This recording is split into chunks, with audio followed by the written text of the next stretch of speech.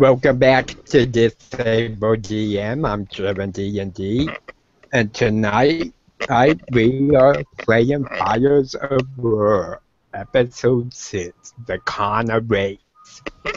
With me, I have Jeremy, Mary, Joe, O, and Jill.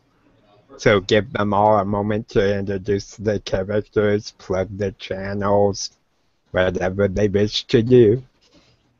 So let's begin with Jill. Alright, hi, my name is Jill. I am playing Vincent Jare, a 5th level warlock who is currently hovering in the air above the ship and contemplating casting another fireball and hoping he won't get counterspelled this time. Nice. I'm sorry. I'll mute myself.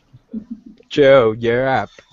Cool. I'm Joe. I'll be playing Akarat Heavyhammer, a frontline wizard who is actually up in the air with good old Vincent and having the time of his life rediscovering the ancient magics. Awesome. Mary, you're up. I am Mary, and I am playing Guy Ablarine, and she is still working her Call Lightning spell because she had just pulled down a magnificent lightning bolt, and then the centaur showed up and ruined the show. Well, paused the show, I guess, is a better word. She was amazing, very pretty. Awesome. It almost hit me. And Jeremy, you're up. Hi, I'm Jeremy, funny guy, creative person. I play Lohalani, Lani for short, and she is a half-drow sorcerer. And she had just dodged one of those lightning bolts and stopped the ship from catching on fire. And we're going to try and keep the devastation to a minimum this time, except for the trolls and whatever's oncoming that threatens our quest. At least one of us is going to try and keep the devastation to a minimum. Yeah, we always need that one person. This may be one of those trials I need to walk away from and give up and just... Very pretty ship, though. It should fly again, I think. You're the voice of reason in a reasonless world. So we get and I'll do a quick recap. Our brave adventurers had entered a swamp and found what appeared to be an airship. And in the cargo hold were 12 trolls. They blasted a hole in the ship. Trolls escaped. Combat ensued. Right at the end of last session, they heard thundering hoofs and six centaurs showed up, pumped the trolls full of javelins, dropping them basically where they stood. So now they have to deal with the centaurs and see to the remains of these trolls.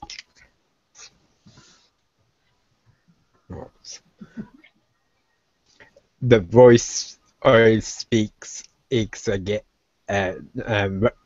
rough and gravelly. Who are you in the land of the Con? Well, my name's Vincent Jare.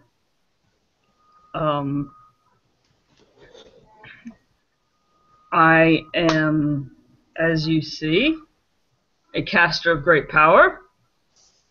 We have also Akarat, a caster of great power, as well as the wielder of a mighty hammer. We have Lonnie over here. Not quite sure what he does other than stop my spells. Kidding. Sorry, Lonnie. No, you too are a mighty caster. And, we have... That was in character, by the way. Yeah, no, totally, I get it. And over here, we have the mighty champion of Bahamut. Bahamut, you say? Bahamut's dead. Why is it everybody keeps saying that? But anyway, Not a come thing to- down from there. It hurts our necks to look up. That But you're also far. already high up. Can I pose a query? What will you do if we come down? Because I like this defensible position. We just are here by circumstances and don't intend harm. That doesn't mean somebody who's quite territorial, such as yours themselves, which we don't mean to intrude upon. Says, Yeah, we didn't know this was your land. as for now, talk is fine. Unless you care to provoke us. I would not suggest that. I am going to roll. I'm gonna have Guy do an insight check. Me too. Call. What does a 13 get her? Are these clearly people sent by Bahamut even though they claim that he is dead?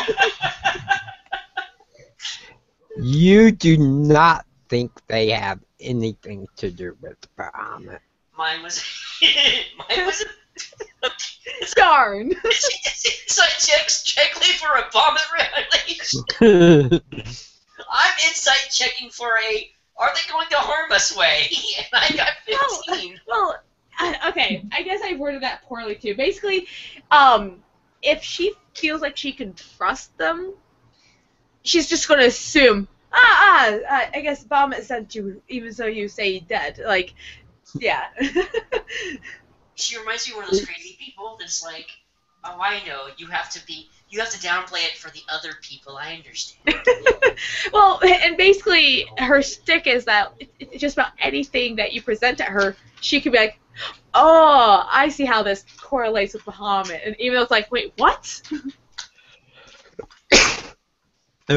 Okay, Lottie, you do see that just kind of from the reactions, they're standing more javelins at the ready, but they don't seem to be eager to attack. It looks like they're willing to talk unless I've you got a guys suggestion. provoke them. Why don't you lower your weapons and we'll lower our position? He laughs. Says, and obviously you haven't dealt with creatures like those trolls before. And about this time you all hear some shuffling coming from behind you. And Akarat and Joe will be coming from below you. Would it be safe to assume that they're more trolls? You look down and you see the bodies on the ground are starting to move. Akarat sort of looks over to Vincent. He just goes, "You thinking what I'm thinking?" I think so. I'm gonna cast Scorching Ray from my hands at the bodies that are moving. Okay. And Akarat's going to fly straight down with his hammer raised above his head. Okay. So go ahead, roll initiatives. Okay. And this first round will be a surprise round. It's not a pretty initiative roll. I can say that.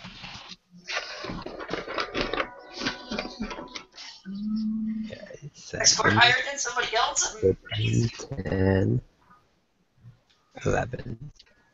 Okay, so we will go Gaia, Vincent, Lonnie, and then Akarat. So Gaia, what are you doing as you're having this shuffling coming from behind you? She's And the looking. centaurs are starting to kind of edge away from you guys. Oh, she's totally looking. Does she see these troll things starting to move? You see the bodies moving, and it looks like they're trying to piece together limbs and Well, she knows how to handle. dagger She to knows their what to do. She just steps back a little bit, and wherever the biggest cluster of them is, hopefully without many of the other people nearby, she's going to pull down another lightning bolt. Okay. And We don't is want that these things coming back. a deck save or? If they can make a deck save, DC 13. Because if I heard you correctly, you said they're piecing themselves back together or something. Some of them are. Okay, because I'm just like Okay. the ones that are They very much not alive. I would make imagine. However, Vincent and Acrobat, you both need to make one as well. We need to make a save? Dang it! Yep. Dex DC 13. I made a 14. Okay. I'm like, just lie about it. Say you make it. Because there's 23 points of lightning damage coming your way if you don't. Oh, Yeah. It's okay. If you knock me out the sky, I'll just land on them. That'll do bludgeoning damage, surely. anyone have inspiration? Because I rolled a 6. Your face bludgeoning damage. I believe if I gave everyone inspiration when we started, and I don't think you've used it. Oh, good. Then I'm going to use it now. Please roll better. Alright, Please roll that's better. Okay. 16. Whew. I feel better. Okay. I knew you So- guys. I know you two dodge it very well. Yeah. Don't think too funny about it. Tell us what happens as your comrades save and these trolls don't. Oh, well, clearly. Now she's watching these things start to, like, I'm going to come back to life. It's like, oh, yes, trolls regenerate. Great. Oh, wait. Burn them. Lightning intense. Heat, of course. Pull it down and watch your two teammates, like, out of the way. It's like, oh, sorry. And it just strikes the ground and just, you see, the trolls that are affected by it or hit by it, basically just seizure, whatever. Just they seize up, and some of them combust, or parts of them turn into fiery bits, and as they're like, we're struggling. And do the people who saved take half damage? Or I was actually just looking that up real quick. I was like, where is my calling spell? Right here. Failed saves take 3d10 damage. Half saves, so half of it. So 11 points of damage, or damage to the ones that But saved. Does that count? Or were we going to be hit by the direct blast or by the, because we were in the area after it strikes? Because I think if you make a it reflex was save. direct blast. She called it down from above you guys. Well, yes.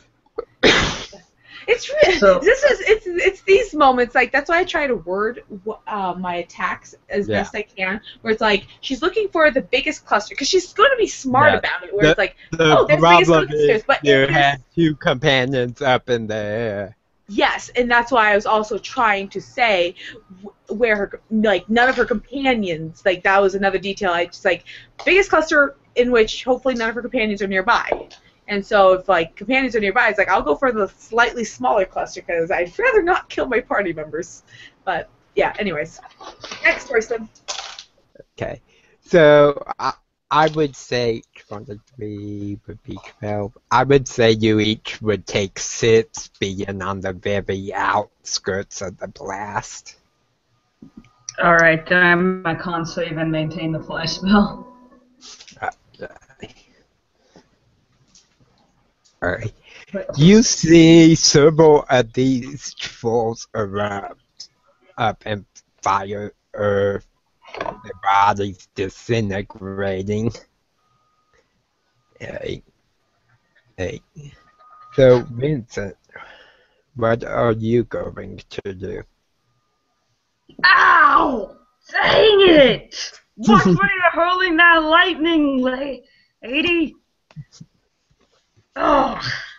And then I'm gonna point at one of the trolls and cast Sacred Flame. It's a DC 14 reflex save or 2d8 radiant damage. I don't know if they can make that since they're on the ground. Awesome. No, they can't. Right, then... Oh, come on. 2. I rolled 1s on both of my dice. Oh, wow.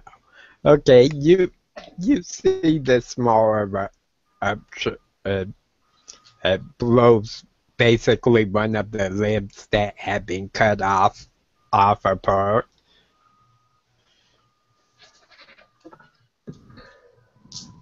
So at least if one does get to his feet, he'll have one less arm to deal with. Lonnie, you're up. Lonnie is going to use her Hands Arcanum to cast Scorching Ray. And she's going to use a Sorcerer Point to cast it again. So she gets 6 rays, and she's going to be aiming for the heads of anything she can still see. Unfortunately, that's also 6 attack rolls, so I've kind of already started here and written down. It's 23 again. It's 22. So far, it's 25 to hit, 20 to hit, 23 to hit, 23 to hit, 17 to hit,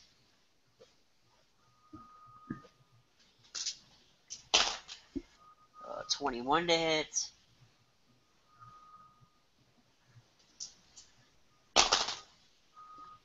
19 to hit, and I think that's all of them. Okay. Describe what it looks like as every single one of these blasts hit. Well, And a draw. none of them do less than 7 damage, and the most of them hit is 11 damage. And it is just like, it's still moving, it's still moving, it's still moving, still. Why are they still moving? You kill something, it stops moving. And there's these streaks of bright, fiery rays just come streaking from her fingers every time she's pointing her hands out like that really fast. From her hands, the red rays of actual fire there's these blue streaks that are going up her arms to her elbows every time she lets go, which is, the magic of the Arcanum welling up out of her. Oh, and I used a spell point. Awesome.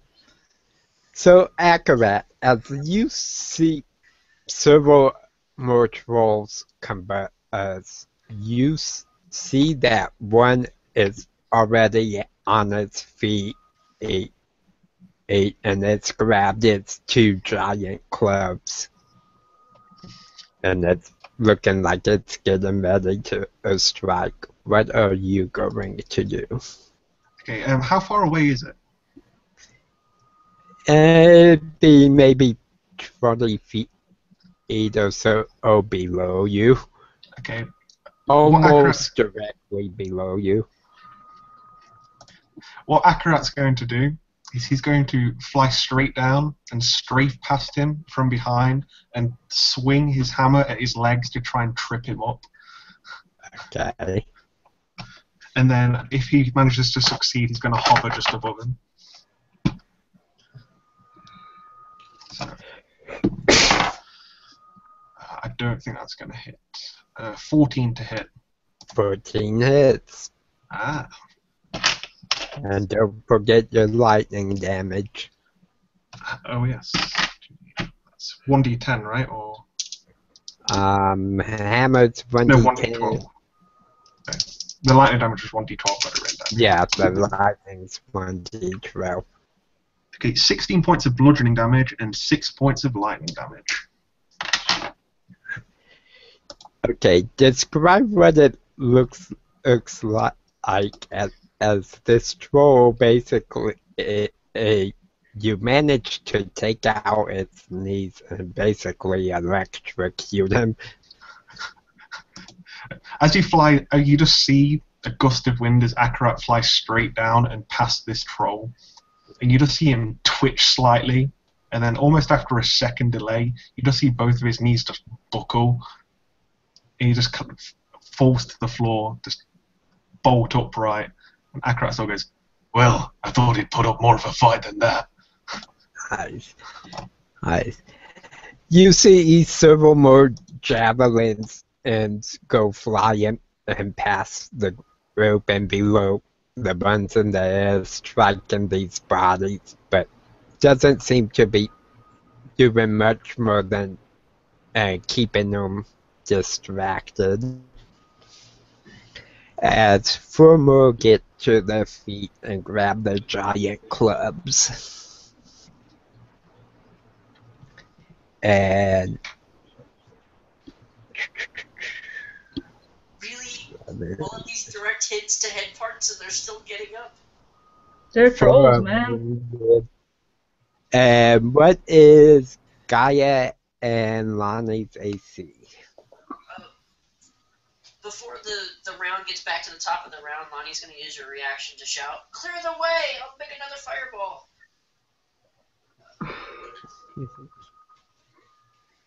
Plot twist, it's Lonnie that sets the ship on fire. 16. 16, okay. And what was Gaia's? And I think I have half cover from the railing. 16. Okay, so you both have 16. Well, unfortunately for Gaia, she gets backhanded as one of the trolls picks up his club. Only 4 points flat damage, but she is knocked back 10 feet and prone. And if you want to keep your call lightning going, you need to make a concentration check. And failed. Okay, so the storm starts to dissipate. And it goes back to Gaia to pick herself up. Yeah, she's pretty pissed. She will stand up, and she will, as she sees the storm clouds start to go, she's like, no, and starts casting it again. It's like, you shall pay for that, and pulls down a bolt of lightning right on the very troll. Nope, wrong button, Mary.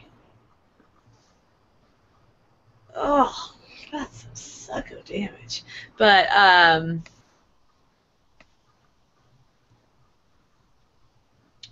Are you taking care to direct it so as not to hit your friends this time? That this one that came right up to her and knocked her back 10 feet is well away from everyone else. So thank you for that reminder. Almost. Okay, if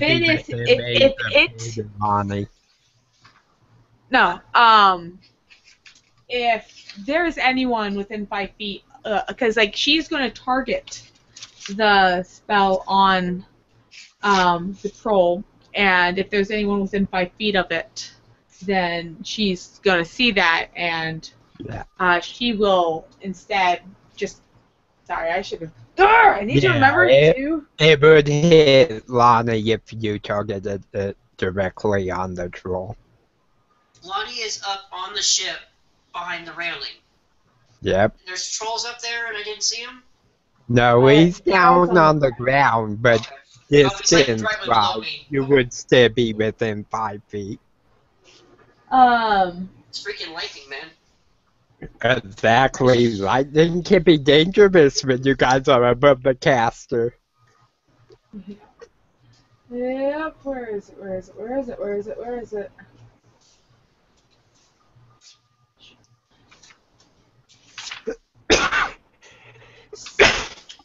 I'm trying to remember how much damage does Searing Strike do?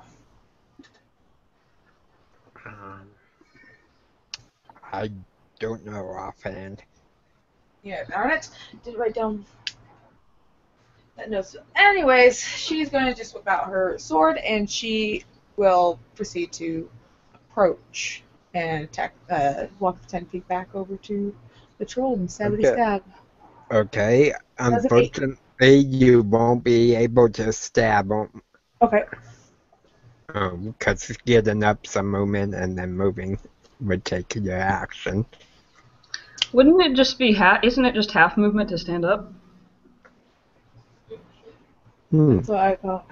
That's a good question. So you'd still have like 15 feet of movement left. Okay.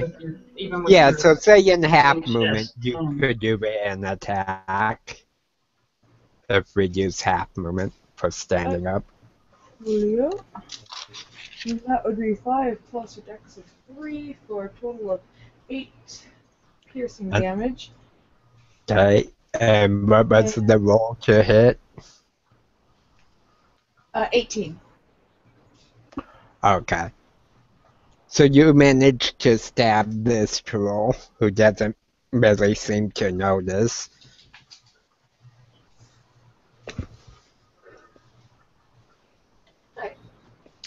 Does he So not notice, or is he laughing at us while we stab him and throw lightning and stuff at him? I'm half tempted to say he would be laughing, but I I'm don't asking- think I'm asking they for Sam. really laugh. I'm asking if he's so tough as that kind of creature, or if he's some sort of aberration to the point where he doesn't actually feel the pain. 26. Oh, he's definitely an aberration. You can tell that from looking at him. So, Vincent, what are you doing as two more trolls climb to their feet? So there's 3 up now. Okay, so does it look like the fire did anything to slow down the regeneration? You really can't tell with how bad they've been hurt. It does look like they are healing some, but Right. Well, how many trolls could I blast with my fireball without hitting my party members? well, Gaia deserves it! I second that motion. It would depend on where you place the fireball. Yeah, since I can't see the battle map, but I've got enough range with fireball to place it like anywhere within 150 feet. Definitely could hit the ones that aren't right by Gaia. Yeah. And So that's be what I'm fine. gonna do. I'm going to aim my spell so as not to hit any of my companions and hit as many trolls as possible. And I'm going to cast my fireball. Okay. Which will be 8d6 fire damage to them. Dex save 14 halves. They did not pass. Alright, let me find my dice. That's 4. Alright. Ooh, nice rolls. 12, 13, 15, and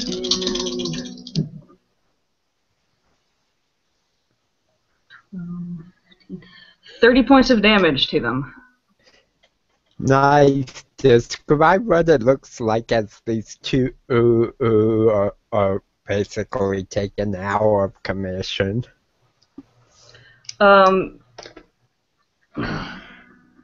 Vincent is finally shaken off the shock he received from the errant lightning bolt.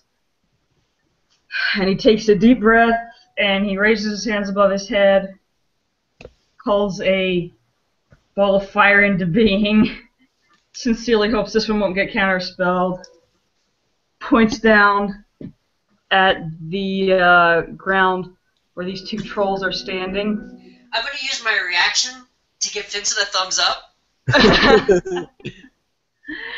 And like as the little ball of red fire hits the ground, it explodes into this massive fireball, incinerating the two trolls. As it explodes, you see it explodes into blue flames.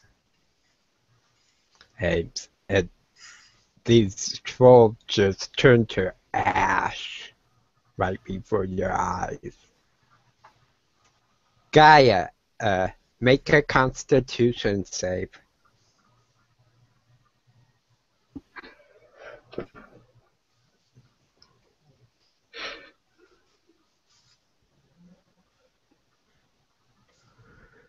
Unfortunately, you start coughing and acting really bad, partially because of the lung rot, partially because of all the smoke and ash floating in there.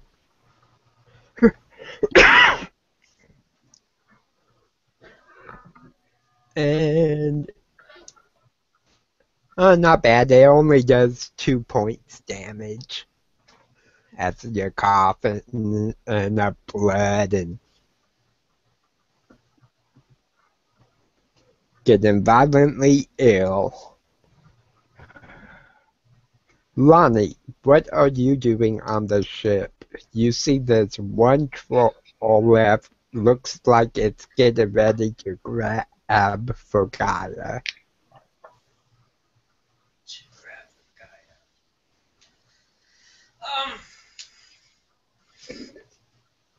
Can I? I have spell sniper. Can I target his head specifically without getting a penalty? Yeah. Yeah, I would say you'd be able to with a sniper feat. I am going to use my last sorcerer point since I can't switch from my. No. I'm going to use all 3 scorching rays on his head. Okay. Because that's still active. I don't think an 8 hits. No.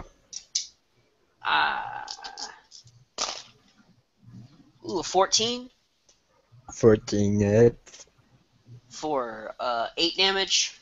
Okay. And 21 for 9 points of fire damage. So he takes 14 rays to the face. Gaia, make a dex save. And what's your spell DC, Ilani? 14. DC 14. Okay, you managed to duck out of the way as the scorching ray goes. I don't even take half damage? Awesome. Well, Lonnie's still also freaking out. They got up. We killed them. They got up. We killed them. They got up. So, what would half damage be on the one you missed? 4. Okay, so you would take 4. Oh, Gaia. It's an attack roll and it's so precision. I don't think it would hit her at all if she managed anything. Yeah. Full damage or none. It was 7 points. Attack oh yeah, skills, you were using snipers, so it would be none. Oh, okay. And you see the troll's head burst into flames, and he goes down. And the centaur is kind of look impressed. They say, now that that's dealt with. And you see they still have javelins in their hands, but they kind of stand them up instead of pointing them out, like they're ready to toss them.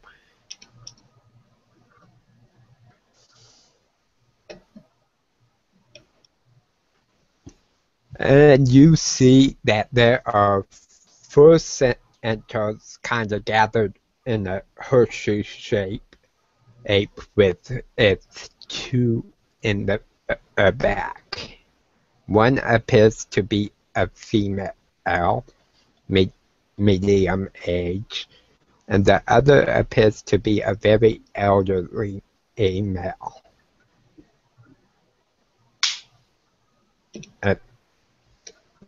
And the gravelly voice speaks from this elderly male, says, "Now come down from there. Our heads weren't meant to look up that high." I don't mind if you don't look at me. You can just be looking through my ears, or they work great. Guy just threw some cost. Eyes, yeah.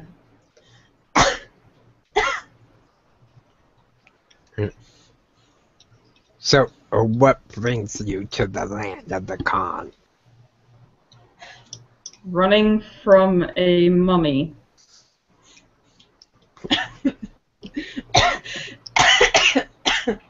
Yes.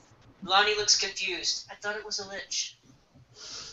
Oh, yeah, that. A little bit of both. I'm not overly familiar with the undead. Mummy lich, you say? No, it was just a lich. I'm gonna guess 3rd level of hell. Guy sucked. Lonnie, she's gonna go ahead and use fly from her arcanum and glide down to be at least eye level with them, because I'm sure they're 3-4 feet higher than us, being half horse. Yeah, they're pretty tall. They're almost 10 feet tall. And she's gonna go ahead and finally, even to the party, brush back her hood and reveal her half-drowish nature and gold lines of dragon scales inlaid in her cheeks and bright gold eyes. Since the centaur just kind of looks at you, almost a curious expression, and the Roman leans over, whispers something, and then he says, "Ah, I see. Well,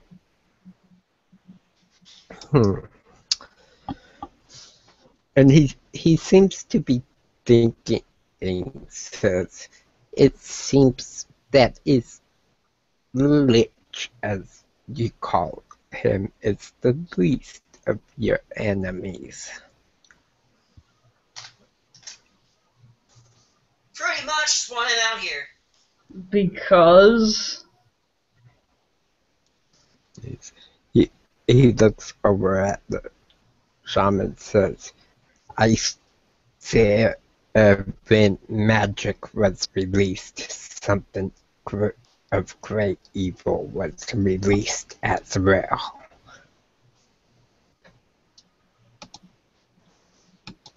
Oh yeah, that guy. He's looked like a bit of a nasty piece of work. Akra sort of mentions as he's off doddering around the corpses of the trolls, not really paying much And attention. Lonnie has no idea what they're talking about. Yeah, that's why I'm gonna cantrip a whisper to the guy with the very impressive hammer. What guy?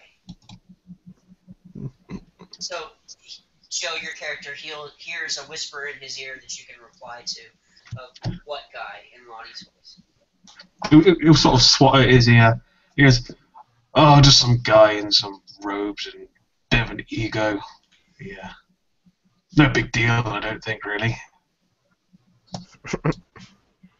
The card laughs, says, Yeah, "You don't get who that was, do you?" there's that kind of an was- incredulous look at the dwarf. What? How is that guy worse than the lick? What's... great old horse con people, I fill me in, suppose please? you need an explanation.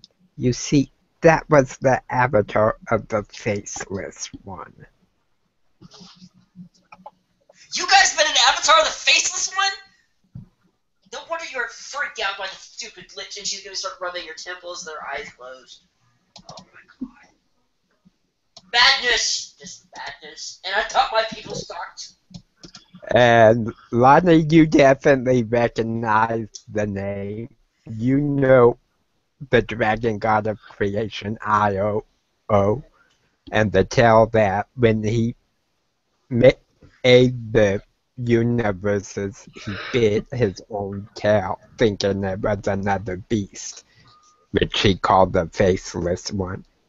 And as people started to worship it, it gained its own life and power.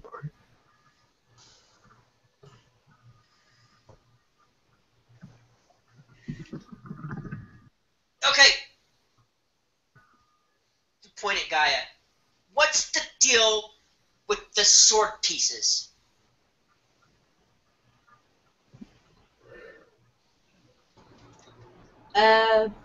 We were asked to reconstruct it. Find the shards for it, and it is the relic of Io, yes? The sword of the Avatar of Io. It's Io's avatar. It's a sword. We are restoring it. We just need to find all the other. Let's see, we got 2, I believe 5 more pieces, and then it defeat whatever or the evils that we are pursuing in the process of finding these shards. As my head's like, wait, what was the evil?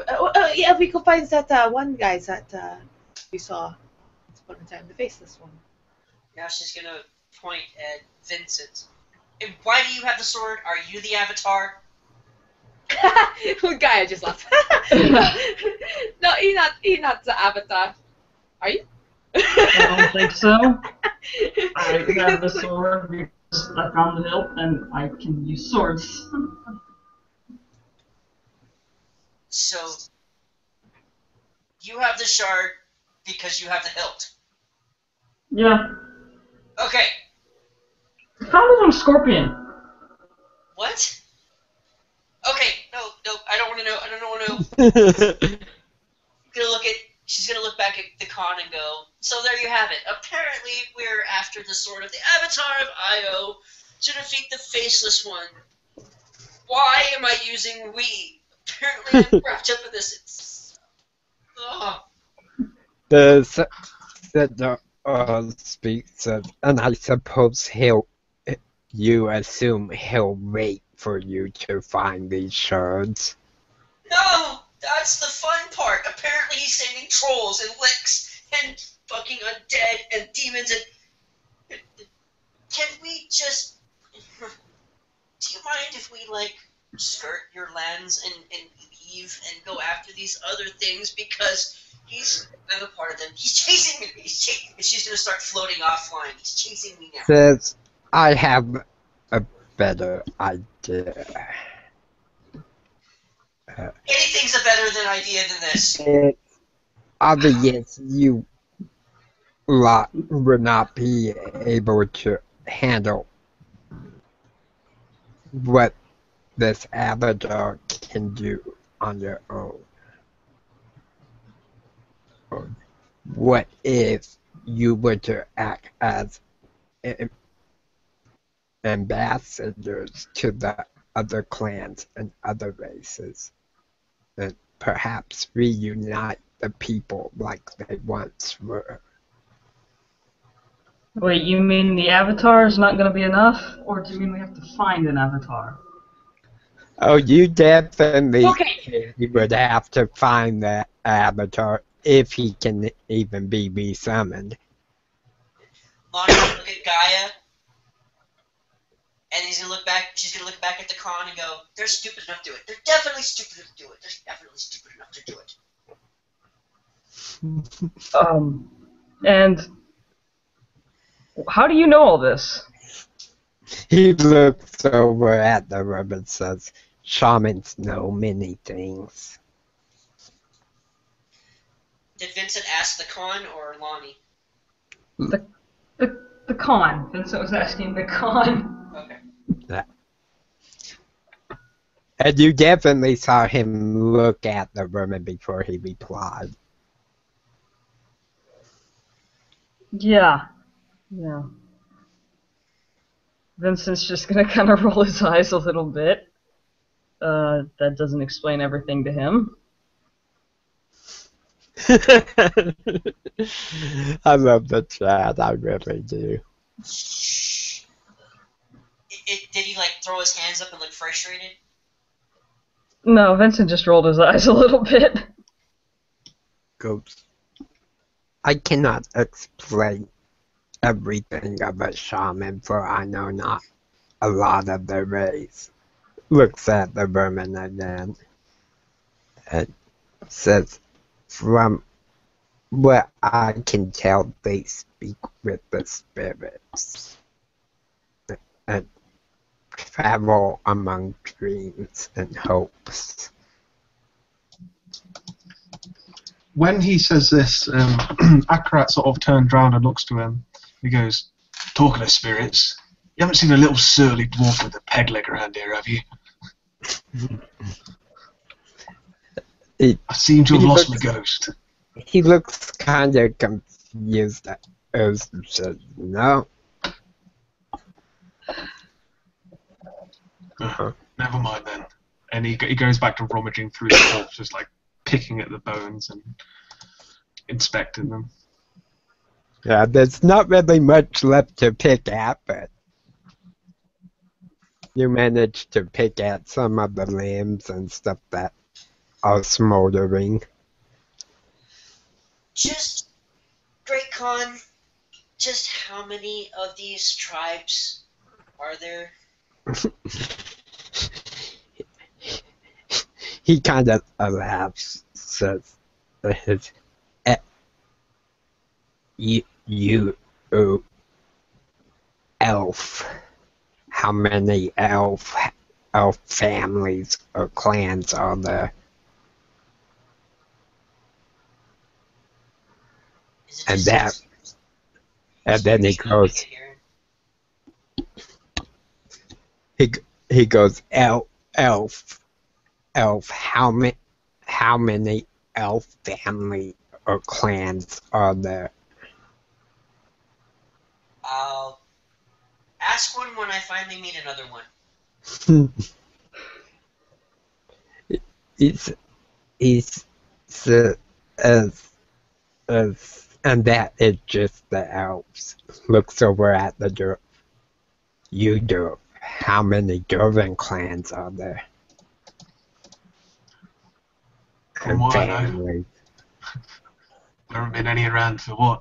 Almost 200 years now. Oh, there are survivors here and there, but it's pretty much boiled down to families and small groups. Honestly, I really don't have much interest because my family are all right here. And he sort of pats his shoulder. For a moment, Gaia would have like, I was like, thinking he was about the word, like, oh. Oh, that's sweet, you ass. Oh, he has a heart. Okay, Great Khan, let me rephrase the question. How would be the best way to go about meeting the leaders of these nations? All this effort, would they even believe us? Are you guys talking to a ghost? Did a ghost send you on this mission? Yeah, it did. It's a ghost, and there was one that led us in the cave. This is A dwarven ghost madness. with a peg leg. That's why we're looking for him. That's the peg leg. Why does a ghost have a peg leg? Why does he have a normal leg? Doesn't he get his leg back in the afterlife? I don't know. I'm not a dwarf. My What? God! Do you ever shut up? Is a ghost with a peg leg? Is that really hard to understand? When do you get your proper skin back? Cod says, well, I think the best thing would to be arranged to meet at the standing in ledges. And he points way off in the distance up to a series of 3 mountain peaks that form almost a perfect triangle. And he says, on the top of that mountain, and and, and it's the standing peaks. All Ledges. right. Lonnie's gonna take a deep breath. Okay. Would they know where the? Is there a piece of the sword there, or would the other tribes know where they would be? Is that why you're sending us there? I think He we need to. says, "I know not about the shards, but that is where our tribe shall meet those that you send." But When? the question: I you believe know- gathering the shards is do your our tribes request. have? They Then might- do the tribes might. have? I have knowledge we don't know. So you're basically just telling us where we can go to ask for more information. Basically, he telling you if you come across others, tell them of the trouble that's happening and send them to the standing ledge. I believe the Great Khan is telling us that gathering the sword shards is our quest, and we are not going to have the nations stand behind us against the faceless ones without an avatar of Io, and we need the sword to get an avatar of Io, or at least as some sort of prop and symbol to rally behind. Really, the faceless one. We're going after the faceless one. Would you calm down, man? Do you even know who the faceless one is? This is not a good thing. Akarat sort of like almost whispers to Vincent, "Oh, we're after the faceless one. I wish we found the voiceless one." Vincent laughs at that. He's like, yeah, or that one of us knew how to cast silence. God says, anyway, you can go on your way in peace. Just if you meet others, tell them where we're at and of the trouble, and we'll wait there for any they choose to send. Where are we again? Do you happen to have a map we can copy down? He does not. First have sensible question you've asked. However, the shaman says, will speak up, says, "Pardon me." And she points to the south. If you go that way, you will come to the ruins of what once was called a server. Ah, thank you. Finally, helpful information. I don't know if there will be tribes or families living among the ruins or not. We don't travel that far south. But it does at least tell us roughly where we are, and that's helpful. Yes. And actually, it would be really helpful to Gaia.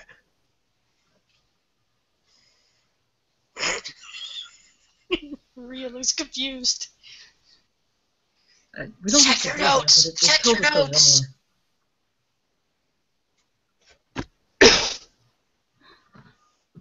Seeing as Gaia has been on the continent that a server's on, and actually married the guy who founded a server. Yes, sorry. I'm like I was in the continent of the monastery, like going, no, she hasn't been to a server. Why would she have been to? Oh yeah, duh. Ah, sorry. Can I make a history check about the ruins? Sure, all of you could.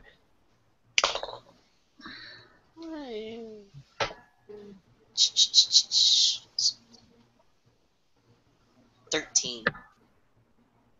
Okay. 13. Gaia, you don't even need to make one. You basically know the history of the city anyway. And she's gonna be so excited. We're gonna go back. We're gonna go there. I know lots of people there. We can go see my husband. We can go see my husband. You must be missing me. Something terrible. You know, I've only been married for about a You're year. married? Mhm.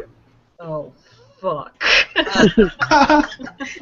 No, kind of further. Lonnie's gonna covertly point at the dwarf again.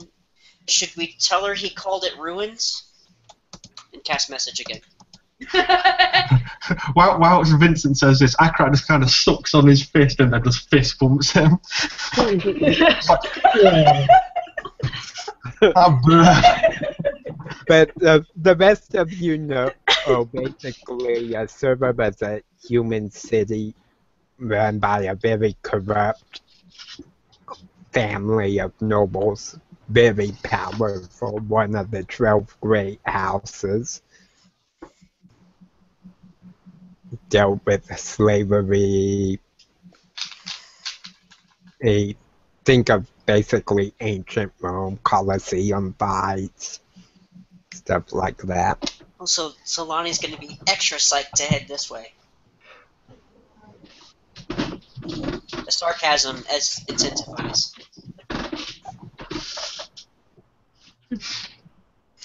Syrup. A syrup, really? A syrup? Well, at least it's not the faceless one. Okay, I can deal with that. Thank you, Great Cons! And she's gonna start drifting that way and seeing if the rest of the group is gonna follow. Yeah, can we rest before we head off through the endless swamp? Yes. A little bit? That sounds like good. We can. That is a very good point. He's going to head back towards the ship.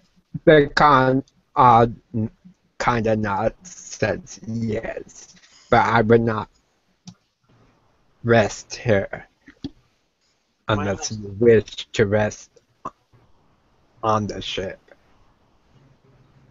That sounds good. We can explore the ship a little bit, see if there's anything worth. Yeah. Yeah. Yep. Short rest and explore the ship. Okay. Why a short rest? We can take a long rest, can't we? Yeah, if you want to. we take a long rest. Because several of us have used lots of spells and such. The centaur says, "My men shall stand guard." Looks at the room and says, "I suppose you wanna go on the ship." Is there He anything? kind of frowns, but says, "I fear I must." And he nods, says, "I will stand with my men then." Is there anything we can do to return the favor? Says, "Just spread a word.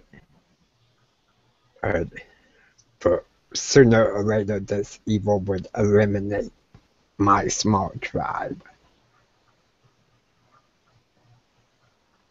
Fair enough. And Nani's gonna land up on the ship again and start looking for Yes, the captain. there are portholes on the ship.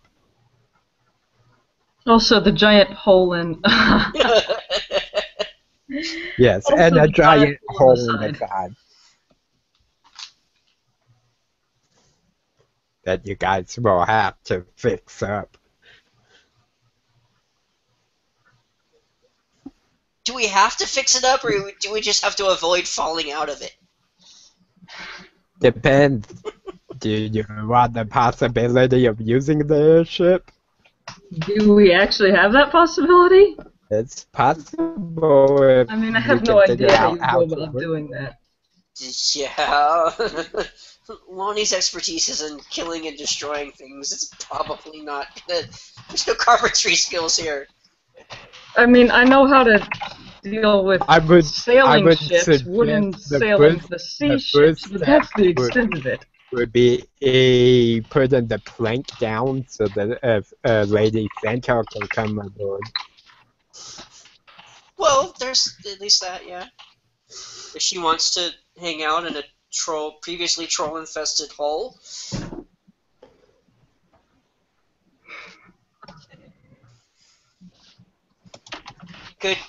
Could our druid, can she, like, make the planks grow back together? I don't know. Of course, absolutely. Can I modify the entanglement spell to like the roots and things just like kind of intertwine together to kind of make sort of a ramp like thing up to the. Well, yeah. Ah! See, I think you're talking about the hole in the ship. Well, yeah. Well, it would. entanglement to intertwine all the things back together. Yeah, I think you could use entangle with like planks of wood to patch the ship. Just mage hand to hold the planks in place while the entangle targets the planks. It's only 10. Well, then you got centaurs there that can help. And Well, Lonnie's concern would be that the roots and stuff of the spell meant to bind creatures would then, instead of having 60 feet of there being no living things around, it might grab the centaurs. yeah. Well, hang on. It's That makes the spell sound very wild. I imagine the spell is very controlled too. Like the person who's sending it is channeling those bits of wood and roots to entangle around the creature. So if she is focusing on the spell, she is channeling those magics to intertwine with each other to create a support versus just wildly grabbing whatever I can get. You have to be careful how you use it and where you place it is all. Okay. However it works. That would just be her intellectual idea being thrown out there. But it would take a while to fix the ship. You wouldn't be able to do it overnight. Well, if we could take the long, if the ship can still fly, if the ship can fly, it would greatly increase our ability to. And Lonnie is very curious why Gaia is snickering and laughing, and Probably the chat. but we're not going to go there. If we had an airship, it would definitely increase our ability to complete this task. Does anyone really have an issue with mobility, or is it just Gaia? Is she the only one who doesn't fly? Is that the problem? Yeah. Can she transform into a bird? How do druids work again? I've got an idea. Why don't you ask Bahamut for some wings? I'm sure he'll give them to you. Even if she could, you guys would still need a way to get from the shards of the planet. She could turn into a mouse and I'll put her in my pocket. That'd work. You guys could travel basically anywhere on this piece of the planet. But Using fly. how the heck would we know how to get it to fly? Because I don't have a clue how to do that. But Gaia has seen these things. Would my ancestral knowledge have anything about flying these things? No. I mean, I know Vincent knows how to sail sailing ships. Gaia That's has on the been ocean. This is not been like that. on a ship before.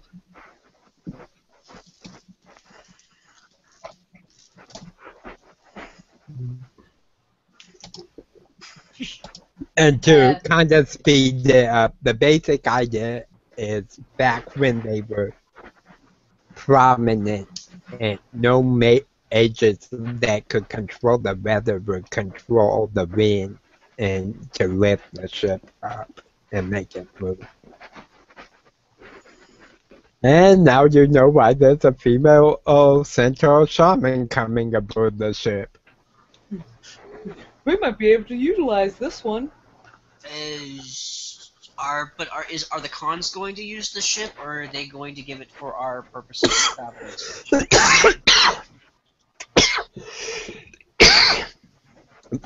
The continent really seemed interested in the ship other than to ask the lady if she wanted to go on it.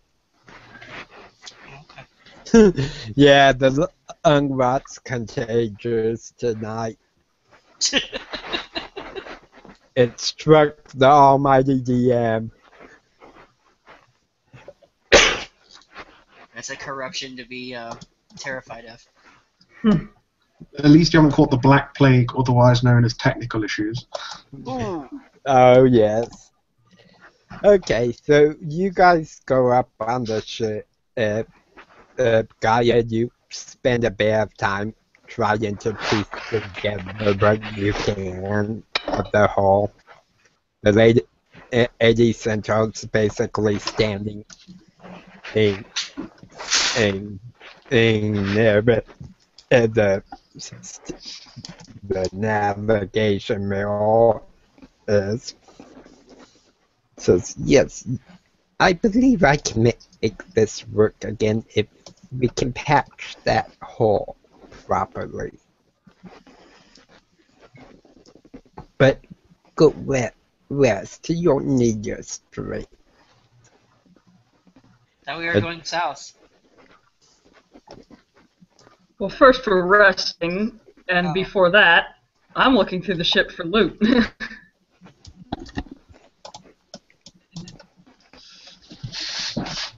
Okay, so Vincent wants to explore the ship. Anyone else gonna explore Guy is with it? busting a window. And that's about it. Okay. Did she just have this destructive impulse to break some glass? Is that what she's looking for? Are the windows even made of glass? You know, she keeps asking about They glass. actually are made of glass. Lonnie, A very rare substance in this world, even in its prime. Lonnie would be interested in the captain's quarters for travel logs or books or Okay. loot as well. Okay. And what is Akarat gonna do? He's after he's finished fiddling around with the troll corpses, he'll probably just find somewhere just to slack off on the ship. Okay. Wait for someone to fix it up. So Gaia's basically working with the Centaurs to try to patch it up. I can see Vincent, her just kind of also pointing, like with the centaur, she's like, oh yeah, and these things do this, and that does that, and I remember over there was a captain, and like just, yeah. Rambling off. Vincent and Lonnie, they kind of explore the ship. The cargo hold, there really isn't much there. You see some ruined scraps of what looked to be once fine cloth. Obviously, the trolls kind of demolished whatever they could down there. However, in the captain's quarter, you do find a log and what appears to be a compass. I'm going to use. Well, since we're going to before our long rest, I'm gonna go ahead and use detect magic. Okay. You don't sense any on the book, but you do sense some on the compass. Is Vincent with her, or is she alone in the captain's quarters? Vincent will be with you. I think I want to try and pocket it without Vincent seeing me. Okay. Give me a sleight of hand, and Vincent, if you are actively watching him, give me a perception. Her. Her. Sorry. Oh!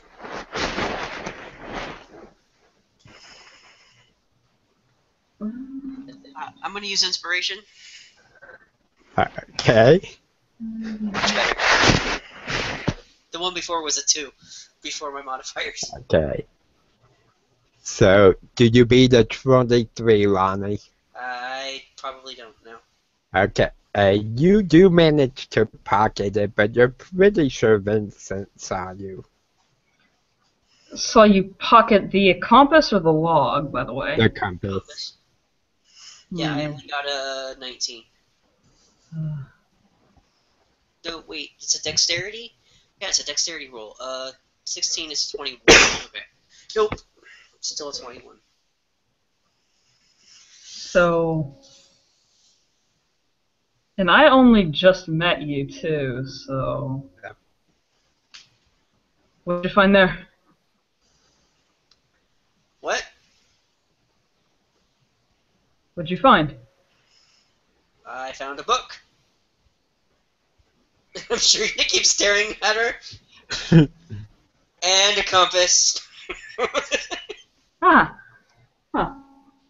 Does it appear to work from, like, does it point north? It actually has no cardinal directions on it, but it does have a needle. So And where it should looks the kind of point like north? an old pocket watch. With my detect magic on, can I determine what school of magic it is magically a part of? The best you could tell would be perhaps some kind of teleportation device. Maybe it opens up a portal for the ship to pass through. Okay. Well, that's a lot more information than I thought I would get out of that. You really can't tell for sure. I'm assuming I can tell which way is north, and is the needle pointing that way? The needle.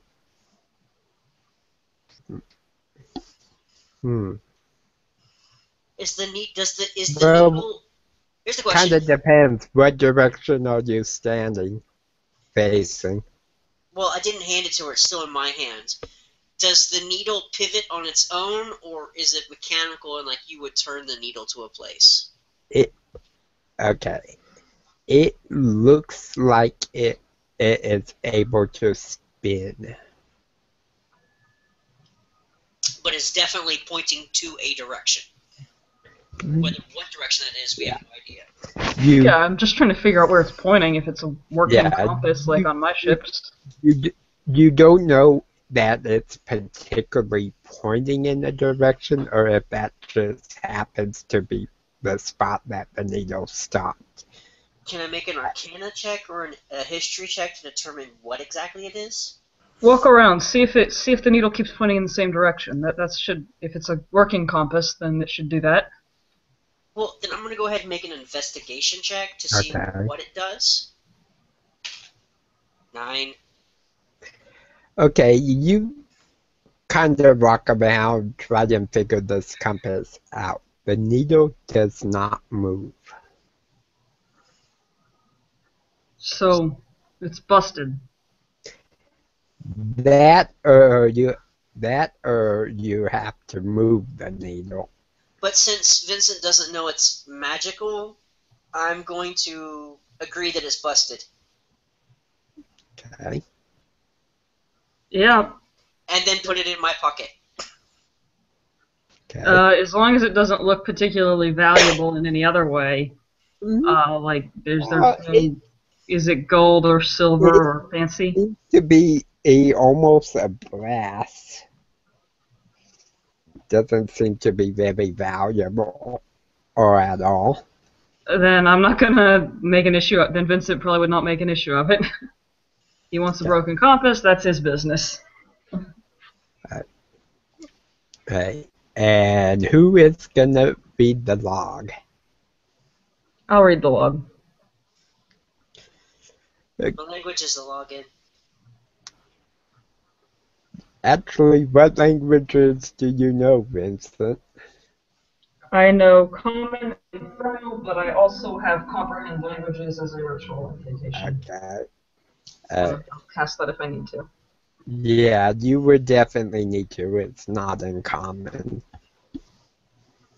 Can I look over her shoulder? Sure. Or his shoulder? Elvish, Draconic, and Orc. You do not understand it either. And I don't have comprehend language, so... So I'm reading it. Yeah.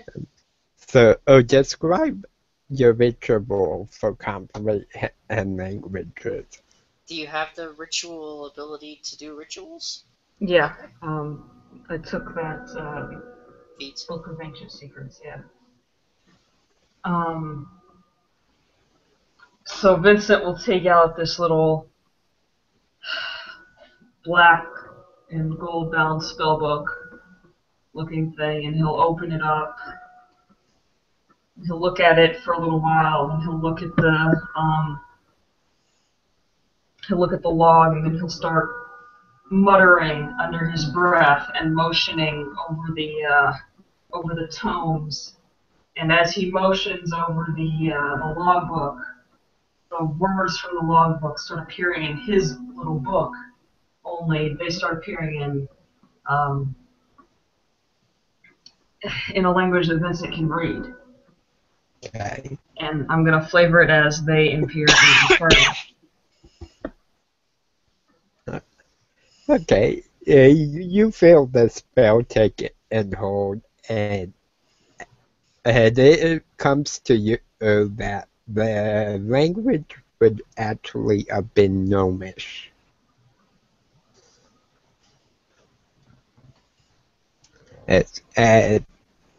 You're just browsing this log, this little bit. Its captain, and his name was Gage. And he explains how he's flying the prototype of this airship on its maiden voyage. It's encountering storms and just little notes about how the airship works. However, give me an investigation roll.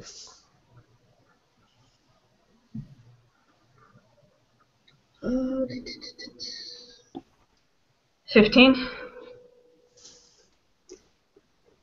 Okay. You see two references that are a little bit strange. And you see a reference to the site of the Battle of the First Great War, also known as the War of the Dragons. And it just talks about these 5 beings who came in the middle of a great battle that and summoned the Avatar of Io.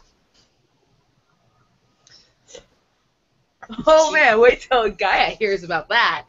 Does Vincent read this out loud, or is it?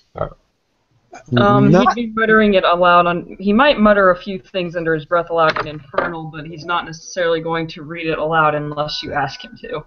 The second one, you see a reference to the brass compass.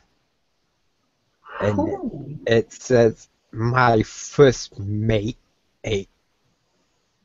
tried to mutiny. He came in and stole the compass and spun it backwards. We ended up in a place unlike anything I had ever seen. Great dragons made of metal on black pathways, buildings standing taller than trees. He's also made of some unknown metal. People cramped and it looked like they were only humans.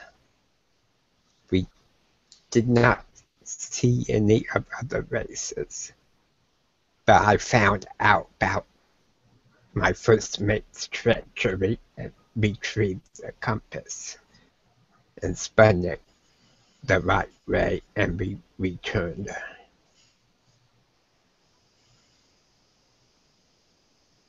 And then it fades off.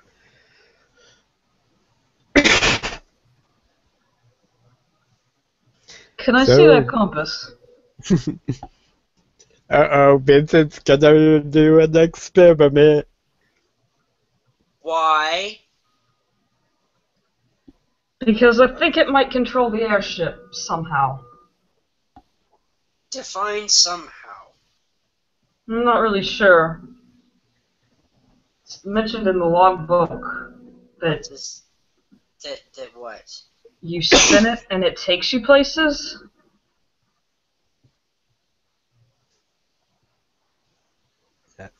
I noticed it was very clear about the first mate spinning it backwards and the captain spinning it the right way. Would Vincent relate that particular information to Lonnie?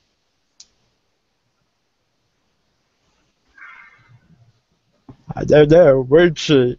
That was the I question. would. Yeah, let me roll for that. Let me see. Could be quite dangerous if she doesn't. Well, Lonnie's already inclined to say no because clearly she has information about it, and Lonnie already knows that it's probably an abjuration or conjuration spell that would be in conjunction with the teleportation ability. And to say if she explains that the first mate did something awful with it, making it go backwards, she also has no idea if it's going forwards or backwards, how to turn it. If clockwise is forwards or counterclockwise is actually forwards. No clue. Yep. Only way to know is to spin it and find out. I was thinking nudge it gently, like 1 or 2 degrees at a time, each direction, and see what happens. That was Vincent's plan. But did Vincent share that information or not? What did the roll say? Evens The or roll was odds? a 1. Which means no?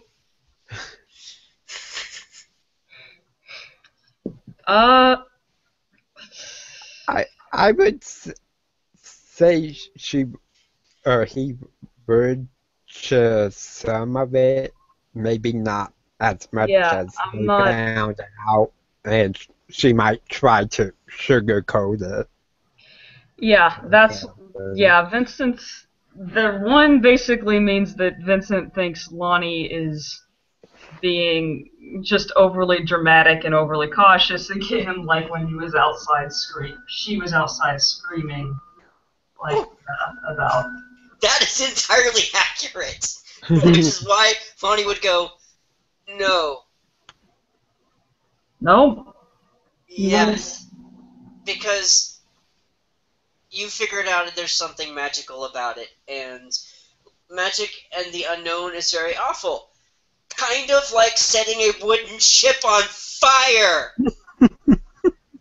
It's not a bad idea if you're not on the ship and there's trolls in the ship and you want to kill the trolls. Yes, but Then it's a very I was effective way on ship!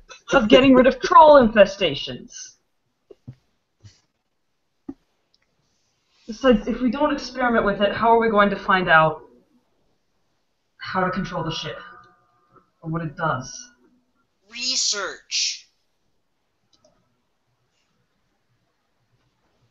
But hey, she's gonna pull it out at that point, take Vincent's hands, and pop it down enough that it probably hurts the hand a little bit. If you want to go 100 yards out into the swamp and spin it and see what happens, I hope I see you again. I don't want to spin it. I just want to... Don't do It it seemed on the like- ship. And if there's nothing else of interest in the cabin, she's gonna leave at that point. Yeah, there's nothing else interesting that other than basic furniture. She's gonna go find a comfortable place to actually get some rest after running from a Okay. lich and running into trolls and almost getting set on fire and hit by a lightning bolt. It's been a very bad day for Lonnie. She's not happy. So, Yeah, Gaia. Vincent's going to go and tell Akarat what he found and show him the compass. okay. Hey, and Gaia, are you back aboard the ship at the moment? Yes. Okay. She's been on the ship. She's broken a window. She's been pointing out things to the centaur. Okay, just need to know where you were. Okay, so Vincent, you tracked down Akarat, who's trying to sleep. He's grumbling at you, getting awful hard to sleep round there with you two bickering.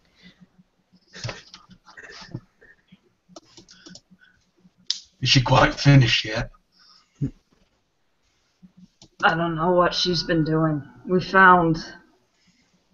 Well, I found a logbook and he found a compass. And then I'm gonna hand him the book and tell him what it says. Okay. Right. Hmm. He didn't seem to And want to try and use it, but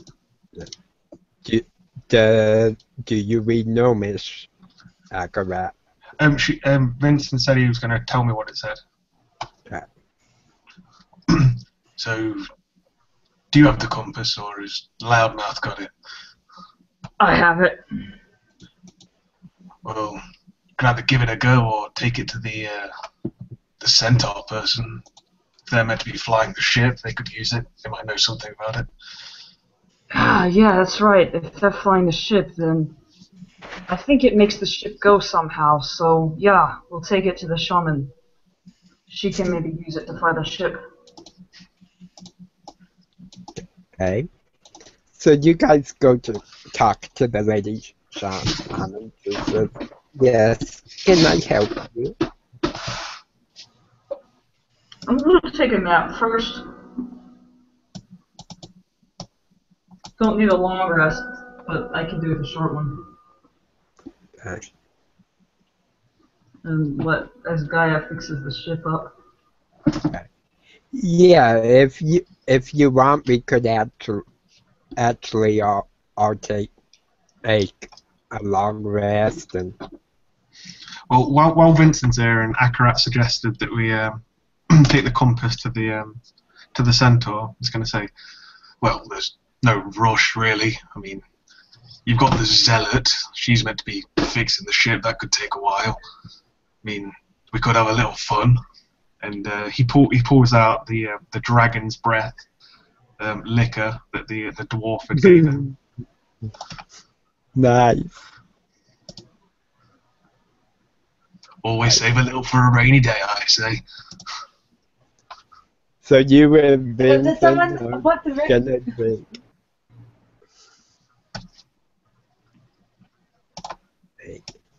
Okay, so you two start drinking.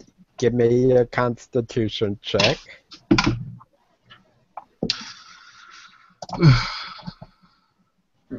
13. 11. Hey, Akarat, you're a little bit tipsy. Hey, and I believe you have the compass at the moment. No, he didn't ever take the compass off of him. You were just looking at it.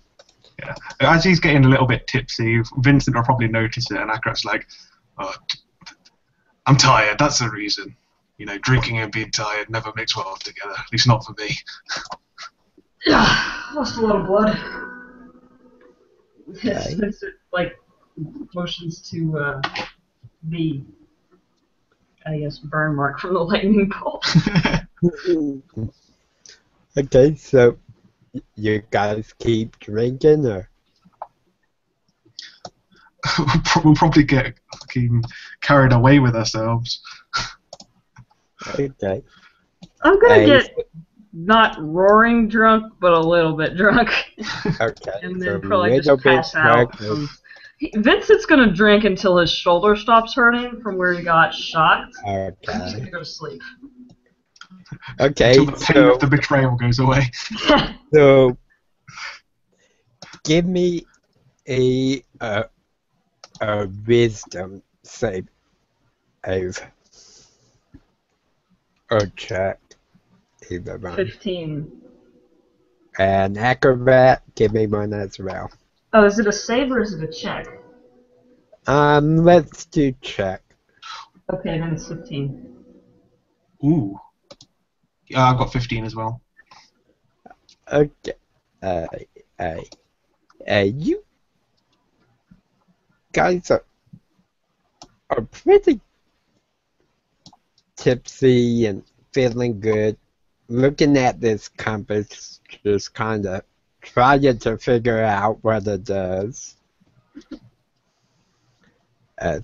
Although both of you are wise enough to know it's probably not a good idea to be aboard a broken ship and try teleporting anywhere.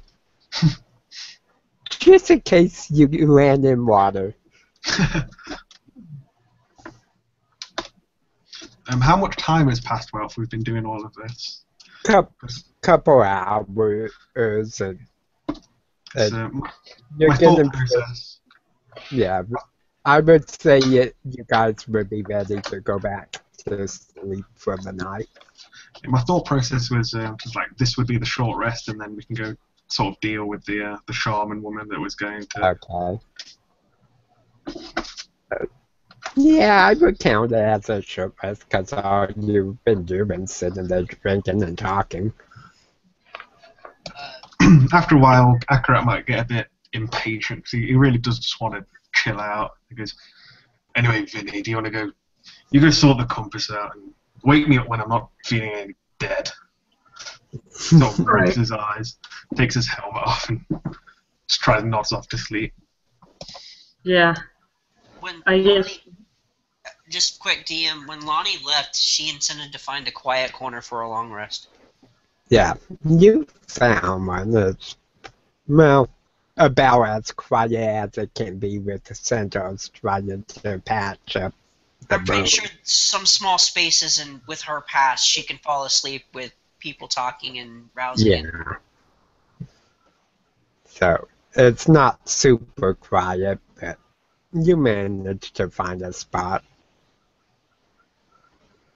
Okay, so we'll fast forward to Acrobat and Vincent talking to the shaman. If we had a long rest at this point or a short rest? I mean, it's Short functionally- rest. Short? Yeah. The long rest will be completed after you guys talk to the shaman. Alright, yeah, I'm good either way, since Warlock's keep this both back after a short rest.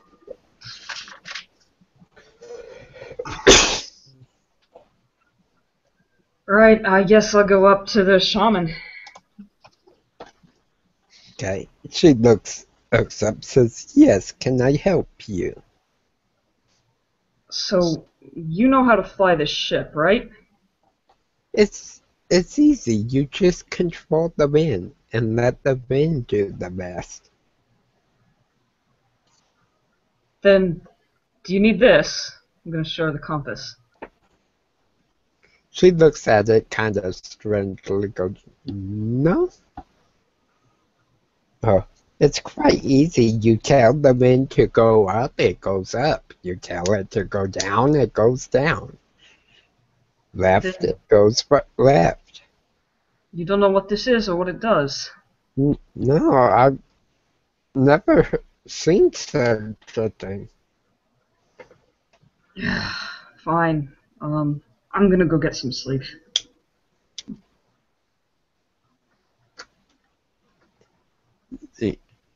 Okay, as you turn, she goes, "It does look interesting, though."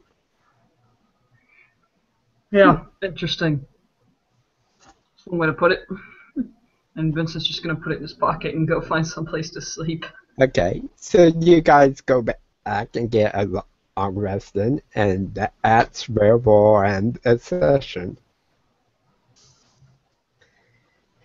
So, let's go over what people like, didn't like. I know we started kind of late tonight.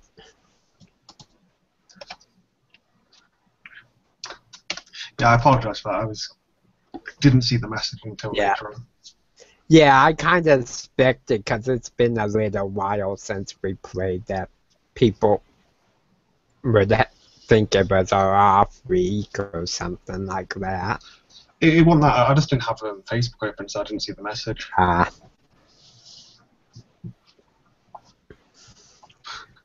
I'm glad you've seen it when you did. So, who wants to start tonight? I'll go. I like how Lani is slowly killing Akarat from the inside with her ceaseless talking. It's only with a group of people that want to set her on fire or hit her with lightning bolts. And Killing with the faceless one, Saboteur. pieces. what's I funny for me loved is how you played that off, too. what's funny is I play a regular half elf in a different game, and we've come across some drow in the dungeon that magically changes places all the time, and so you Yeah. never know what you're going to run into all the time. But because they live there in a particular place, their place doesn't change around all that much. So the adventurers can come across them at any point in time. Every time we come across the drow, they're doing something odd. And so every time my character comes across it, he's just like, spiders and evil. They're just spiders and evil. The drow are just spiders and evil. So the faceless one is pretty much the same thing in her mind. Okay. They are definitely evil. Well, actually, I shouldn't say evil. They are about destruction so they can rebuild everything the way they want it.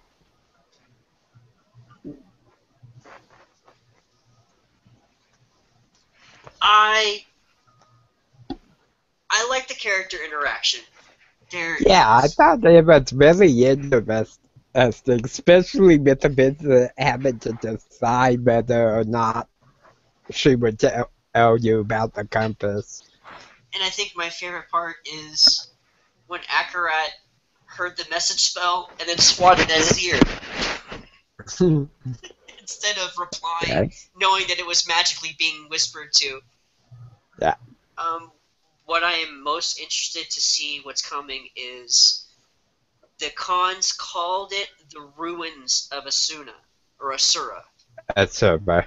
And Gaia is under the impression that that's her hometown, and it seems to be Not alive and- really her hometown. It was basically built by a man she married.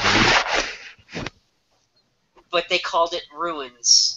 So I don't know if she has figured out that they are ruins and something bad has happened to the town that she loves, or if they were ruins before and now something has been built on top of it. Yeah. And Oh no. And I think Lonnie has been on her own or in underground pit fights and such, that she doesn't know what the current status of the world is any more than the people that would tell her. Yeah, the you existence of the world. definitely wouldn't know much above ground. Okay, so how about you, Gaia? Your guy's favorite part. Breaking that glass. That was very satisfying. My favorite part, though, is definitely the character development between Vincent and Akarat. Like, I really enjoy the the way they just get along so well. The inside jokes at Gaia's expense. Yeah. Well, yeah, guys, yeah, she'll be the butt of jokes for centuries to come. Hey, you shocked me pretty badly, so. I'm not upset by that or anything. It's just like, yeah, so whatever that's happens. gonna mean Vincent's gonna make some jokes at her expense Yeah. because Yeah. Miss Absolutely. crazy Bahamut Druidess over here can't seem to control her lightning. All she controls is just a player's an idiot half the time. Well, that and you guys were breezing right through the trolls. And that was supposed to be a really hard battle.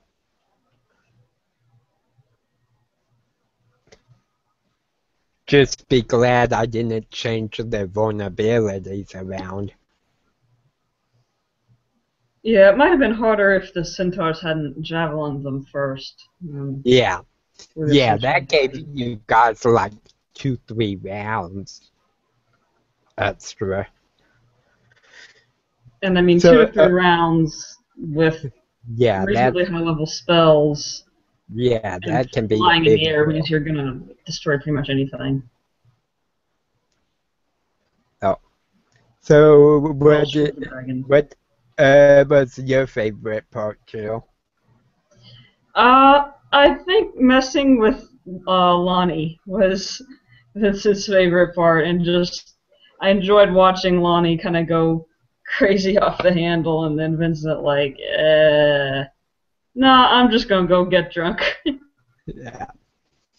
Yeah, my actual favorite part was bringing in the compass. And you guys will see why eventually. I mean, I was fairly shocked Lonnie gave it to Vincent. I Yeah. thought Lonnie would have no trust at all for Vincent's judgment. Yeah, I was wondering if it might come down to a physical force. Lonnie's experience with magic is it's either something completely in her control or it's been very bad for her. And so the compass is an unknown.